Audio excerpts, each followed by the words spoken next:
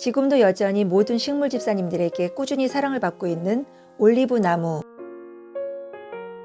이 올리브 나무를 이번 겨울에 가지치기로 뿌리를 내려 흙에 심어서 단독으로 키우게 되었어요. 겨울에는 물꽂이나 삽목이 잘 안 된다고 하지만 계획대로 성공하여 얼마나 기쁜지 모른답니다. 그럼 그 모든 과정을 저와 함께 보시겠어요?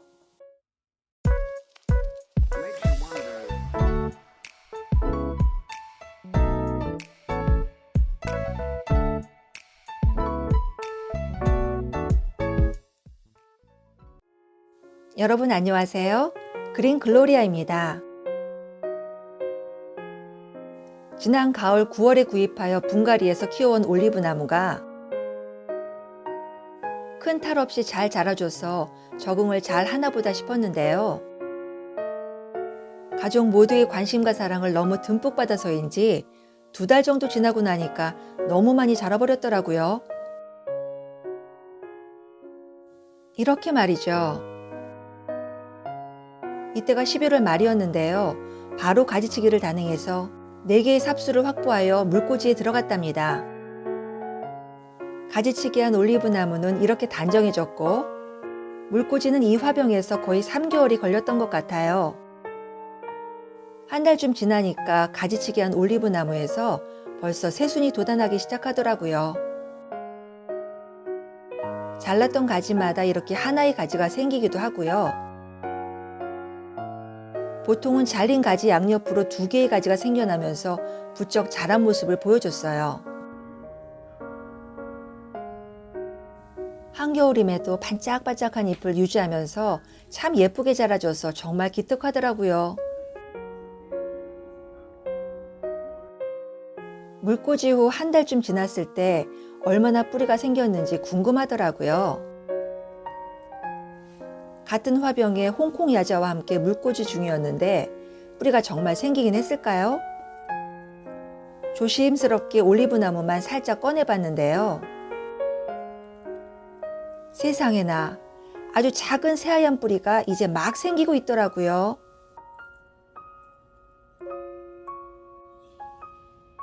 네 개의 가지 중에 3개는 뿌리가 나왔고 맨 오른쪽 아이는 돋아날 징조가 보이고 있었어요.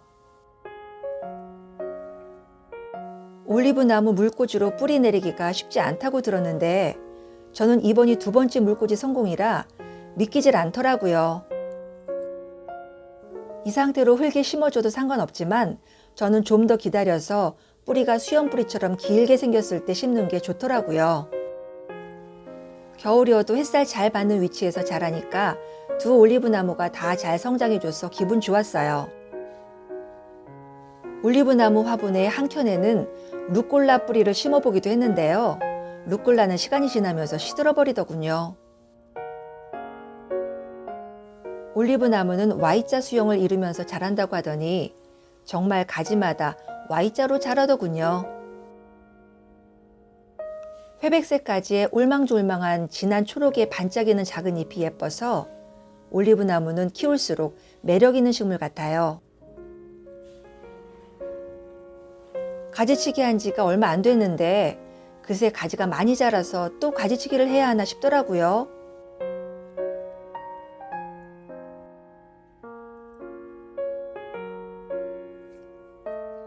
매일 보면 모르지만 식물은 알게 모르게 조금씩 자라니까 어느 순간 보면 이렇게 많이 자란 모습을 눈치채게 되더라고요.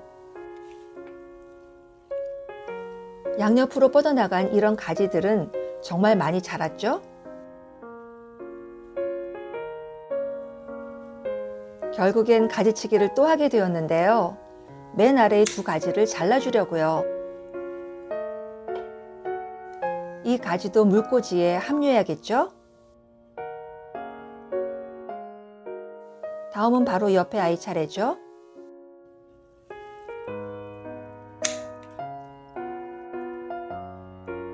아무리 작은 가지라도 물꽂이에 합류.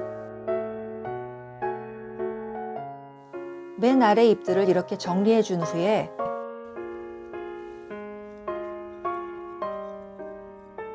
화병으로 하나씩 넣어줬어요.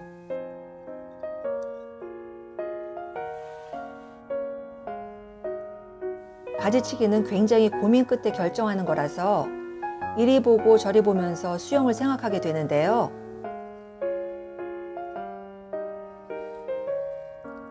아무리 봐도 이 긴 가지는 잘라줘야 할 것 같아서 바로 가위를 들었답니다. 바로 이 지점을 잘라줘야 하는데 한 손에는 가위를 들고 또 한 손에는 카메라를 들었으니 촬영이 정말 어렵더라고요.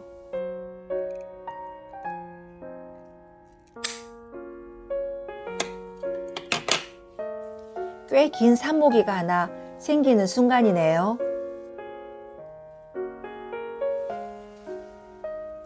또 한 번의 가지치기를 해주고 나니 더욱 산뜻하고 정돈된 모습이라 아주 마음이 흡족했어요. 이 아이 역시 그대로 물꽂이하면 안 되고요. 아랫부분의 잎을 정리해서 물꽂이하면 된답니다. 맨 아래에 잘린 단면도 중요한데요. 물꽂이할 땐 한 번 더 이렇게 사선으로 자르면 더 좋아요. 아마도 사선으로 잘라주면 물을 빨아들이는 면적이 넓어서 뿌리를 만들어낸 데 도움이 되는 것 같더라고요. 이렇게 큰 가지도 합류하니까 산모기들이 많아져서 올리브나무 부자가 된 기분이었어요. 잘라낸 올리브 잎으로 차를 마셔보기도 했는데요.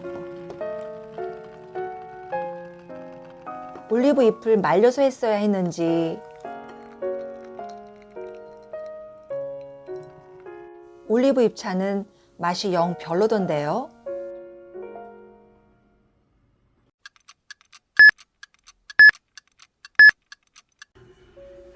자, 개봉박두.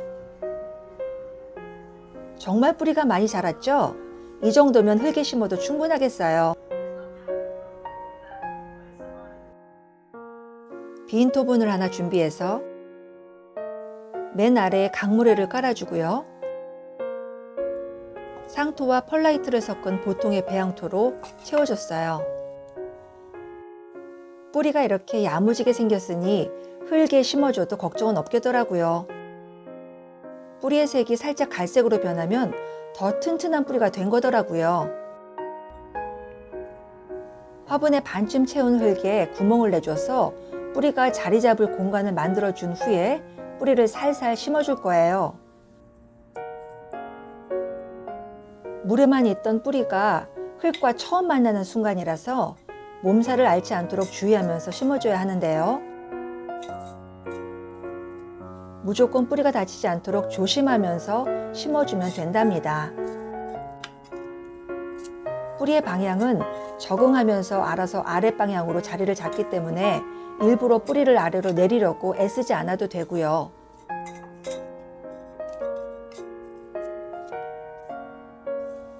식물의 배수를 돕기 위해서 이번에 질석과 펄라이트를 따로 구매했었는데 그 두 가지를 섞은 흙을 배양토 위에 두껍게 채워줬어요.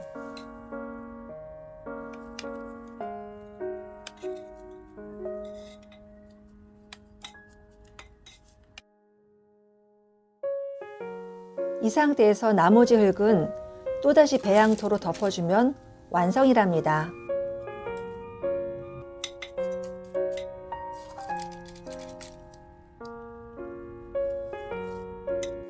분갈이를 막 마친 모습인데요. 가장 먼저 해줄 것은 바로 물주기예요. 지금까지 물에 있었던 뿌리가 처음으로 흙으로 환경이 바뀌었으니 흙을 젖은 상태로 유지해 주는 게 중요하겠죠? 또 물을 줄 때에는 흙 전체에 골고루 뿌려줘서 흙이 균일하게 젖게 해주는 게 중요해요. 식물에게 물 주는 방법은 언제나 동일해서 한 번 줄 때 천천히 주면서 화분 받침 아래로 물이 새어나올 정도로 흠뻑 주는 게 좋답니다. 물이 흙 전체를 적시면서 화분 구멍 아래로 흘러나올 만큼만 주면 딱 맞게 주는 거예요.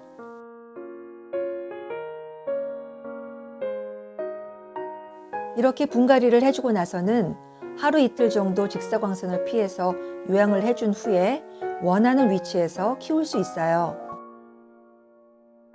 분갈이 후 3주 정도 지난 모습인데요. 뿌리가 잘 적응해서 건강하게 자라는 모습을 보여주네요. 지금은 한꺼번에 모아 심었지만 어느 정도 성장하면 각기 다른 화분에 따로 심어줄 거예요. 오늘은 올리브나무 물꽂이 모습과 분갈이 과정을 보여드렸는데요.